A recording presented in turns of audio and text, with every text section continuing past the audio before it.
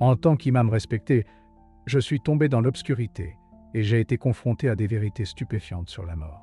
Des moments qui ont brisé tout ce en quoi je croyais. Dans cet abîme, j'ai découvert un avertissement glaçant qui redéfinit notre compréhension de l'existence et de notre but. Découvrez les révélations qui pourraient changer votre chemin, vous incitant à affronter les ombres qui vous guettent. Le souvenir de ce jour est gravé à jamais dans ma mémoire. D'un instant à l'autre, je planifiais ce que je devais préparer pour le dîner. L'instant suivant, j'étais enveloppé dans l'obscurité, tout devenant silencieux. C'était comme si le monde entier avait été mis sur sourdine, les sons familiers de ma maison s'évanouissant dans un vide étrangement silencieux. Je me souviens avoir pensé à quel point c'était absurde, comme si j'étais entré dans un cauchemar surréaliste, pour ne réaliser qu'en fait, c'était moi qui le vivais. Allongé sur le sol, j'entendais le doux bruit de mon cœur qui s'arrêtait. A sound I couldn't reconcile with my reality. C'était le 21 avril 2021, à 4h15 de l'après-midi, et j'étais cliniquement mort. L'idée d'être mort semblait lointaine, presque comme une histoire que j'avais lue, pas quelque chose qui pouvait m'arriver à ce moment précis. Un poids lourd pesait sur ma poitrine. Pourtant, je me sentais étrangement calme, alors que ma respiration commençait à ralentir. Puis, à ce moment crucial, j'ai éprouvé une étrange détachement. Comme un spectateur dans une pièce inimaginable, j'ai ouvert les yeux, et soudain, j'étais au-dessus de mon corps, observant les ambulanciers entrer en courant, la panique se répandant sur leur visage. Une sensation d'impuissance m'a envahi.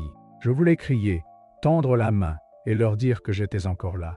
Mais il n'y avait aucun son, aucune connexion avec mon corps physique. Au lieu de cela, j'étais figé dans cette expérience hors du corps, témoin de mon propre effondrement, comme si c'était une scène d'un film. L'odeur stérile de la pièce mêlée à l'urgence de leur voix se fondait en arrière-plan, mon attention se détachant du chaos en dessous. Dans cette obscurité et cette confusion, j'ai aperçu une lueur, une promesse de compréhension au-delà de cette vie. Elle m'attirait, vibrante et inexplicablement chaude. Je ressentais une attraction magnétique me tirant vers quelque chose de profond, quelque chose que je ne pouvais pas tout à fait saisir, mais que je savais intuitivement être un moment important. Il y avait du réconfort dans cette lumière, et je ressentais une curiosité insatiable m'incitant à en savoir plus, à m'immerger dans cette étrange transition, plutôt qu'à y résister. Alors que je flottais dans cette lumière captivante, je sentais mes peurs commencer à se dissiper, chaque inquiétude fondant comme de la neige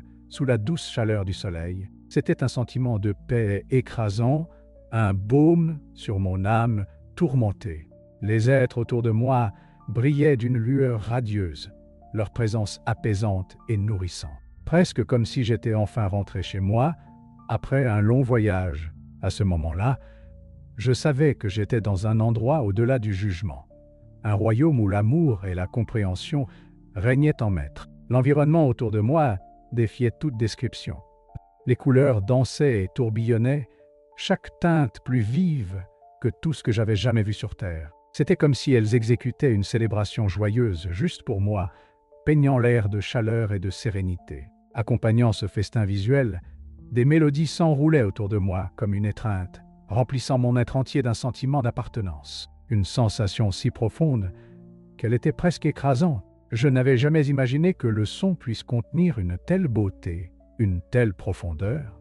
Et dans ce royaume, il devenait une partie intégrante de ma propre existence. Au milieu de ce paysage merveilleux, un être s'approcha de moi. Son apparence était en constante transformation, incarnant l'essence de l'amour et de la sagesse. Lorsqu'ils se tournèrent vers moi, leur voix, à la fois chaleureuse et empreinte d'une autorité indéniable, résonna profondément dans mon cœur. « Tu es venu ici pour une raison, Rahman, » dirent-ils doucement, mais je pouvais sentir le poids de leurs mots. « Tu dois te souvenir de cela. » Ces quelques mots flottèrent dans l'air, et soudain, les souvenirs de ma vie revinrent à l'avant de mon esprit. Les choix que j'avais faits, les chemins que j'avais empruntés, et comment chaque moment m'avait conduit à cette rencontre surréaliste. C'était une invitation, un rappel de mon but. Et, pour la première fois, je comprenais vraiment la signification de mon existence. Ce qui suivit était bien plus qu'une simple expérience. C'était une révélation qui allait réécrire tout ce que je comprenais de l'humanité, de la moralité et de notre destin collectif. Je sentais que les leçons que je tirerais ici ne façonneraient pas seulement ma compréhension de la vie, mais servirait également de lumière guide pour les autres si je pouvais simplement m'en souvenir et les partager. Au milieu de la lumière et de la guidance qui m'entourait, un changement soudain s'est produit. Une vision sombre s'est déployée devant mes yeux. J'avais l'impression que le tissu même de la réalité tremblait, révélant un avenir alarmant de Stark. Je pouvais entrevoir des aperçus de chaos et de confusion, déferlant comme des vagues sur un paysage aride. Au centre de tout cela se tenait une silhouette, une présence glaçante que je reconnaissais comme l'Antéchrist, le Dajjal. Mon cœur battait la chamade, pris dans un tourbillon d'angoisse et d'incrédulité, alors que les implications de ce que je voyais commençaient à s'installer. Des images jaillissaient, des scènes chaotiques de troubles clignotant en succession rapide. Je voyais des personnes déchirées par des divisions, leurs visages tordus par la peur et le désespoir. La normalisation de la tromperie frappait profondément. C'était comme si la vérité avait été enveloppée dans un brouillard épais, manipulée par des forces sinistres visant à troubler et contrôler. Mon esprit luttait avec l'énormité de tout cela, alors que je regardais ces visions se dérouler.